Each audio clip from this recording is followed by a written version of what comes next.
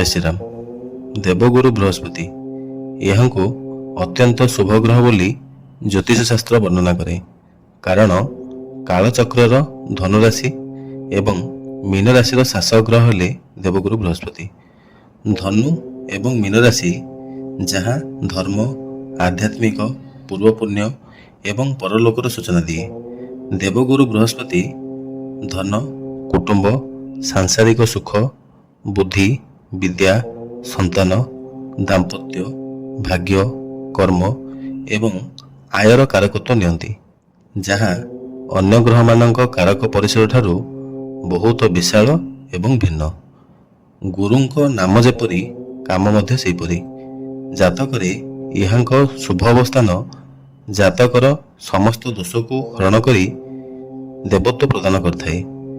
जातकर मारक ग्रहों प्रभाव को ह्रास करी जातक को सुरक्षा देवारे बृहस्पति समर्थ होइथांती। सेतेबेले देवगुरु निजर जीवन नामर सार्थकता रक्षा करथांती। देवगुरु बृहस्पति जेतेबेले अशुभ प्रभावयुक्त हुअंती सेतेबेले जातक को पीड़ा प्रदान करी भूल कर्मरु निवृत्त होगा पाई सचेतन करांती एवं सत्कर्म करिबा पाई एक अनुकूल परिवेश सृष्टि करांती। तेणु ज्योतिष शास्त्र देवगुरु बृहस्पति को एक मर्यादापूर्ण आसन प्रदान करछि। जेतेबेले दुई बा ताठारु अधिक समधर्मी किंबा विषमधर्मी ग्रह गोटे राशि रे मिलित अवस्थान करती, गोटे ग्रहर ऊर्जा अन्य गोटे ग्रहर ऊर्जार सपक्ष अथवा विपक्ष कार्य करथाए। सूर्यंग सह मिलित अवस्थान करुवा ग्रह अस्त होइथांती। कारण एठारे सूर्यंक प्रभाव को किछि ग्रह स्वीकार करथांती एवं किछि ग्रह स्वीकार करनथांती। तेबे चंद्रमा, मंगल, बुध एवं बृहस्पति भली ग्रह माने सूर्यंक प्रभाव रे अवस्थान करी सूर्यंक प्रभाव को स्वीकार करथांती, किंतु शुक्र, शनि, राहु एवं केतुंग भली ग्रह माने सूर्यंग सह मिलित अवस्थान करी सूर्यंग प्रभाव को अस्वीकार करथांती, जहार परिणाम स्वरूप जातकरे एहार शुभ अथवा अशुभ फल देखा मिलता है।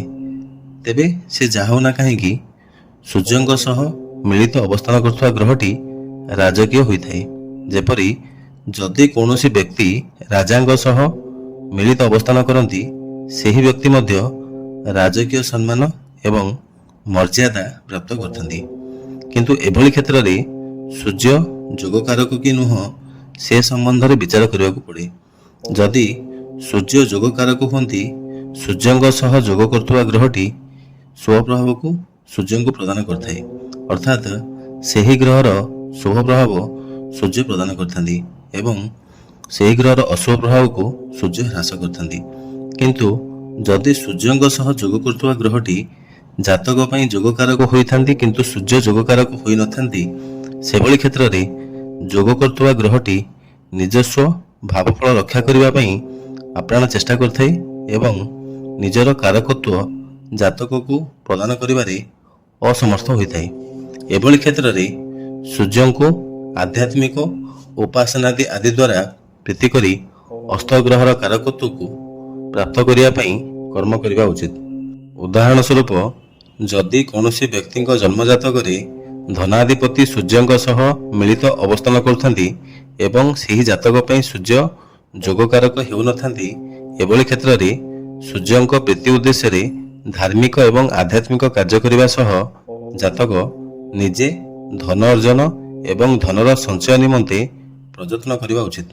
कारण भाग्यर सहायता एभଳି क्षेत्ररे ସେହି जातक को धन संचय एवं धनर रोजगार निमंते कौनसी सहायता बा सहायक होई नथाय। तेबे जुलाई 15, 2026 ठारू अगस्त 12, 2026 जाए बृहस्पति सूर्यंक प्रभाव रे अवस्थान करिवे। एठारे सूर्य एवं बृहस्पति मिलित अवस्थान काल रे गुरु अस्त रहिबे।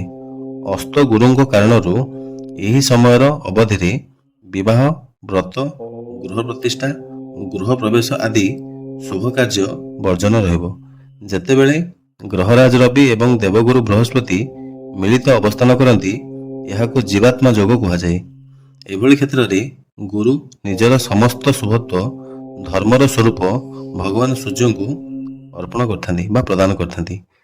ସୂର୍ଯ୍ୟଙ୍କ ଠାରୁ ବା ସୂର୍ଯ୍ୟଙ୍କ ଅବସ୍ଥାନ ରାଶିର ଉଭୟ ପାର୍ଶ୍ୱରେ 12 ଅଂଶ ମଧ୍ୟରେ ଚନ୍ଦ୍ରମା ଅସ୍ତ ହୁଅନ୍ତି, 17 ଅଂଶ ମଧ୍ୟରେ ମଙ୍ଗଳ ଅସ୍ତ ହୁଅନ୍ତି, 12 ରୁ 14 ଅଂଶ ମଧ୍ୟରେ ବୁଧ ଅସ୍ତ ହୁଅନ୍ତି, 11 ଅଂଶ ମଧ୍ୟରେ ବୃହସ୍ପତି ଅସ୍ତ ହୁଅନ୍ତି, 8 ରୁ 10 ଅଂଶ ମଧ୍ୟରେ ଶୁକ୍ର ଅସ୍ତ ହୁଅନ୍ତି ଏବଂ 15 ଅଂଶ ମଧ୍ୟରେ ଶନି ଅସ୍ତ ହୋଇଥାନ୍ତି। ରାହୁ ଏବଂ କେତୁ ଯେହେତୁ ଛାୟାଗ୍ରହ, ତେଣୁ ସୂର୍ଯ୍ୟ ଏବଂ ଚନ୍ଦ୍ରମାଙ୍କୁ ଗ୍ରହଣ ଲଗାଇଥାନ୍ତି। ଏମାନେ କେବେ ଅସ୍ତ ହୁଅନ୍ତି ନାହିଁ। ଦେବଗୁରୁ ବୃହସ୍ପତି ଉଚ୍ଚ ମାନବୀୟ ମୂଲ୍ୟବୋଧ, ସତ୍ୟ, ସିଦ୍ଧାନ୍ତନିଷ୍ଠ, ଧର୍ମଶାସ୍ତ୍ର, ନୀତିଶାସ୍ତ୍ର, ନ୍ୟାୟଶାସ୍ତ୍ର, ଜ୍ୟୋତିଷଶାସ୍ତ୍ର, ବେଦ, ପୁରାଣ, ଆସ୍ଥା, ବିଶ୍ୱାସ, ଜ୍ଞାନ, ସନ୍ତାନ, ସଦାଚାର, ଧାର୍ମିକ କାର୍ଯ୍ୟକଳାପ, ଧନ, ପବିତ୍ର ଏବଂ ପୁଣ୍ୟସ୍ଥାନ ଏବଂ କର୍ମର ସୂଚକ। ଧର୍ମର ସ୍ୱରୂପ ଦେବତାଙ୍କ ବା ଗ୍ରହରାଜ ରବିଙ୍କ ସହ ମିଳିତ ଅବସ୍ଥାନ କରି କିଛି ରାଶି ପାଇଁ ଚମତ୍କାର ଫଳ ପ୍ରଦାନ କଲାବେଳେ କିଛି ରାଶି ପାଇଁ ନିଷ୍କ୍ରିୟ ଫଳ ପ୍ରଦାନ କରିବେ।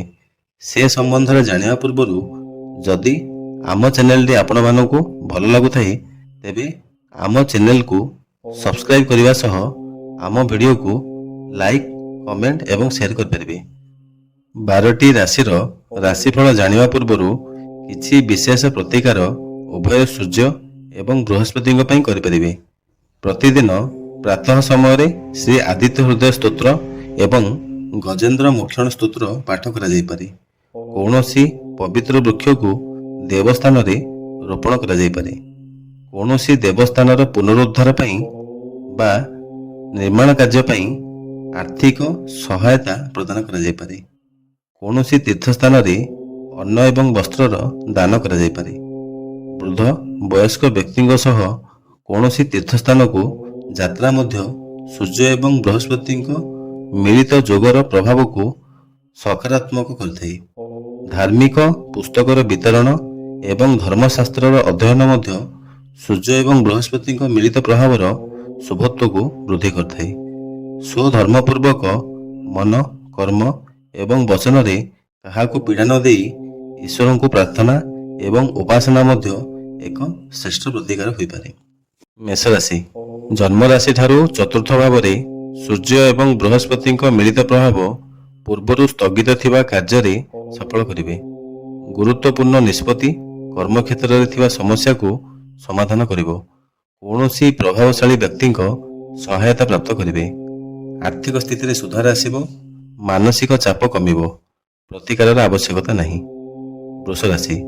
ଜନ୍ମ ରାଶି ଠାରୁ ତୃତୀୟ ଭାବରେ ରବି ଏବଂ ଗୁରୁଙ୍କ ମିଳିତ ଅବସ୍ଥାନ ସହକର୍ମୀ, ଭାଇ ଭଉଣୀ ଏବଂ ପଡ଼ୋଶୀଙ୍କ ସହ ସମ୍ପର୍କରେ ସୁଧାର ଆସିବ। ବୌଦ୍ଧିକ ସ୍ଥିତି ପ୍ରଚଣ୍ଡ ରୂପେ କ୍ରିୟାଶୀଳ ରହିବ। ଧର୍ମସ୍ଥାନ ଭ୍ରମଣର ସୁଯୋଗ ସୃଷ୍ଟି ହେବ। କଷ୍ଟକର ମନେ ହେଉଥିବା କାମ ସହଜରେ ସମ୍ପନ୍ନ ହେବ। ବାରମ୍ବାର ଭ୍ରମଣ କରିବାକୁ ପଡ଼ିପାରେ। ପ୍ରତିକାରର ଆବଶ୍ୟକତା ନାହିଁ। ମିଥୁନ ରାଶି। ଜନ୍ମ ରାଶି ଠାରୁ ଦ୍ୱିତୀୟ ଭାବରେ ଅସ୍ତଗତ ଦେବଗୁରୁ ସଞ୍ଚିତ ଧନକୁ ସତ୍ମାର୍ଗରେ ବିନିଯୋଗ କରାଇବେ। ଉଚ୍ଚାରିତ ବାଣୀରେ ଊର୍ଜାର ତୀବ୍ରତା ଅନୁଭବ ହେବ, ଅର୍ଥାତ୍ ଉଚ୍ଚାରିତ ବାଣୀ ଅନ୍ୟକୁ ପ୍ରଭାବିତ କରିବ। ଦୀର୍ଘ ଦିନର ଶାରୀରିକ ଅସୁସ୍ଥତାରୁ ମୁକୁଳିବେ। ଆକସ୍ମିକ କାର୍ଯ୍ୟରେ ସଫଳ ହେବେ। ପ୍ରତିକାରର ଆବଶ୍ୟକତା ନାହିଁ। କର୍କଟ ରାଶି। ଜନ୍ମ ରାଶିରେ ଅସ୍ତଗତ ଦେବଗୁରୁ ପୂର୍ବ ଯୋଜନାକୁ ସଫଳ ରୂପାୟନ ଦେବେ। ଶାରୀରିକ ସୁସ୍ଥତା ନିମନ୍ତେ ଚେଷ୍ଟା କରିବେ। ଆର୍ଥିକ କାର୍ଯ୍ୟକଳାପରେ ସତର୍କ ରହିବା ଉଚିତ। ଧର୍ମ କାର୍ଯ୍ୟ ପାଇଁ ମନ ବଳିବ। କର୍ମକ୍ଷେତ୍ରରେ ଏବଂ ସାମାଜିକ ସ୍ତରରେ ସମ୍ମାନିତ ହେବେ। ଦାମ୍ପତ୍ୟ ସୁଖ ବୃଦ୍ଧି ହେବ। ନୂତନ ସ୍ଥାନ ଭ୍ରମଣ କରିପାରନ୍ତି। ଉଭୟ ସୂର୍ଯ୍ୟ ଏବଂ ଗୁରୁଙ୍କ ଶୁଭତ୍ୱ ବୃଦ୍ଧି ପାଇଁ ପୂର୍ବରୁ କୁହାଯାଇଥିବା ପ୍ରତିକାର କରି ଏହାର ଲାଭ ଉଠାଇ ପାରିବେ। ସିଂହ ରାଶି। ଜନ୍ମ ରାଶି ଠାରୁ ଦ୍ୱାଦଶରେ ଦେବଗୁରୁ ଏବଂ ସୂର୍ଯ୍ୟଙ୍କ ମିଳିତ ଅବସ୍ଥାନ ଆତ୍ମବିଶ୍ୱାସ ବୃଦ୍ଧି କରିବା ସହ ବୃତ୍ତିଗତ କ୍ଷେତ୍ରରେ ପୂର୍ବ ସମସ୍ୟାର ସମାଧାନ ପାଇଁ ଚେଷ୍ଟା କରି ସଫଳ ହେବେ। ପାରିବାରିକ ସମସ୍ୟାର ସମାଧାନ ହେବ। କର୍ମର ପରିସର ବୃଦ୍ଧି ବା ପରିବର୍ତ୍ତନ ପାଇଁ ଚିନ୍ତା କରିବେ। ମାନସିକ ସ୍ଥିତି ଠିକ୍ ରହିବ। ପୂର୍ବରୁ କୁହାଯାଇଥିବା ପ୍ରତିକାର କରି ଏହାର ଲାଭ ଉଠାଇ ପାରିବେ। କନ୍ୟା ରାଶି।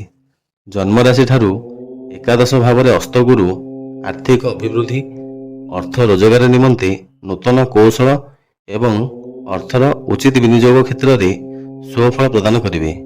ସାମାଜିକ ସମ୍ପର୍କରେ ସୁଧାର ଆସିବ। ଦାମ୍ପତ୍ୟ ସୁଖ, ପ୍ରେମ ସମ୍ପର୍କ ଏବଂ ସନ୍ତାନମାନଙ୍କ ନିମନ୍ତେ ଏହି ସମୟଟି ଅତ୍ୟନ୍ତ ଶୁଭକର ରହିବ। ଉଚ୍ଚ ମାନବୀୟ ମୂଲ୍ୟବୋଧ, ଧାର୍ମିକ କାର୍ଯ୍ୟକଳାପ, ବୌଦ୍ଧିକ ଉନ୍ନତି ଦେଖିବାକୁ ମିଳିବ।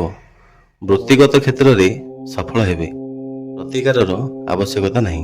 ତୁଳା ରାଶି, ଜନ୍ମ ରାଶି ଠାରୁ ଦଶମ ଭାବରେ ଉଚ୍ଚସ୍ଥ ଗୁରୁ ସୂର୍ଯ୍ୟଙ୍କ ପ୍ରଭାବରେ ଅସ୍ତଗତ ହୋଇ କର୍ମକ୍ଷେତ୍ରରେ ଦାୟିତ୍ୱବୋଧ ବୃଦ୍ଧି କରିବେ।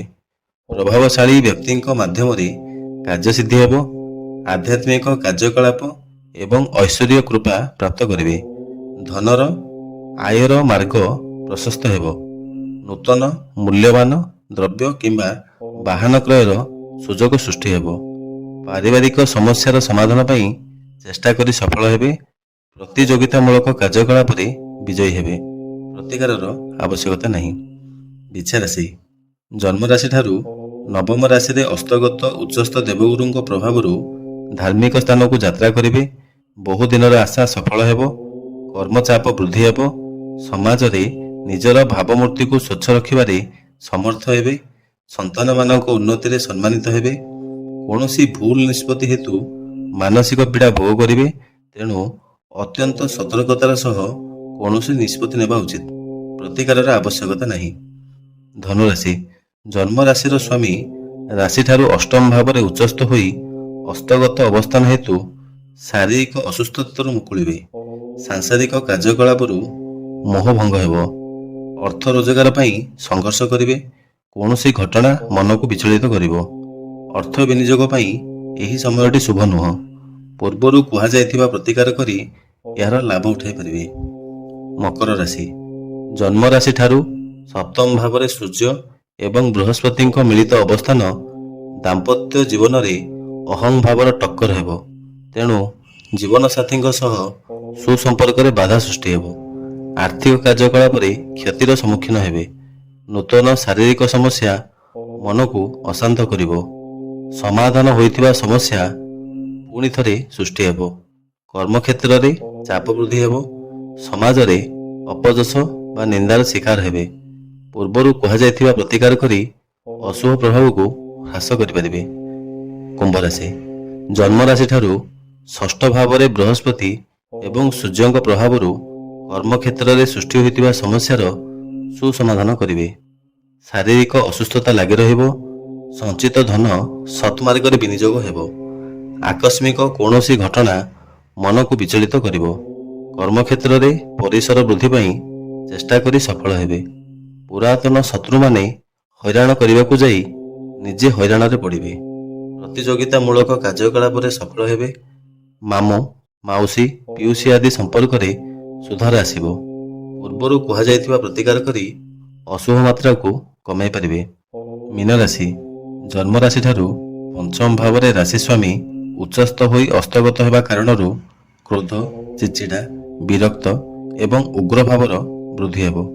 ପ୍ରତ୍ୟେକ କାର୍ଯ୍ୟ କମ୍ ପ୍ରୟାସରେ ସଫଳ ହେବା କାରଣରୁ ନୀରବ ଅହଂଭାବ ସୃଷ୍ଟି ହେବ। ସନ୍ତାନ ହେତୁକ ସୁସମ୍ବାଦ ପ୍ରାପ୍ତ କରିବେ। ଦୀର୍ଘ ଦିନରୁ ଲାଗି ରହିଥିବା ସ୍ୱାସ୍ଥ୍ୟ ସମସ୍ୟାର ସମାଧାନ ପାଇଁ ଚେଷ୍ଟା କରିବେ। ଧାର୍ମିକ କାର୍ଯ୍ୟକଳାପ ବୃଦ୍ଧି ହେବ। ପୁରାତନ ବନ୍ଧୁଙ୍କ ସହାୟତାରୁ କାର୍ଯ୍ୟସିଦ୍ଧି ହେବ। ଉଚ୍ଚାରିତ ବାଣୀରେ ଊର୍ଜାଭାବ ଅନ୍ୟକୁ ସହଜରେ ପ୍ରଭାବିତ କରିବ।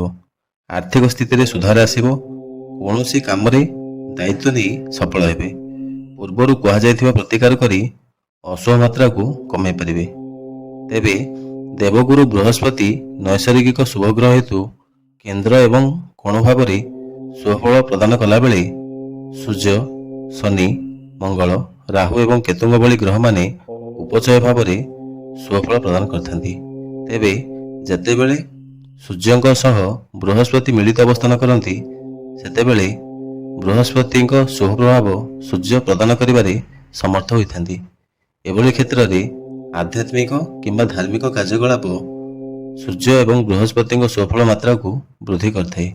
ତେବେ ଦେବଗୁରୁ ବୃହସ୍ପତିଙ୍କ ଅସ୍ତଗତ ପ୍ରଭାବ କୌଣସି ବି ଜନ୍ମଜାତକର ଗ୍ରହ ଦଶା ଏବଂ ଜନ୍ମଜାତକରେ ଗ୍ରହଙ୍କ ଅବସ୍ଥାନକୁ ଆଧାର କରି ଶୁଭ ଅଥବା ଅଶୁଭ ଫଳ ଦେବାରେ ସମର୍ଥ ହୋଇଥାଏ। ଭିଡ଼ିଓଟି କିପରି ଲାଗିଲା ମତାମତ ଜଣାଇବେ। ଜୟ ଜଗନ୍ନାଥ।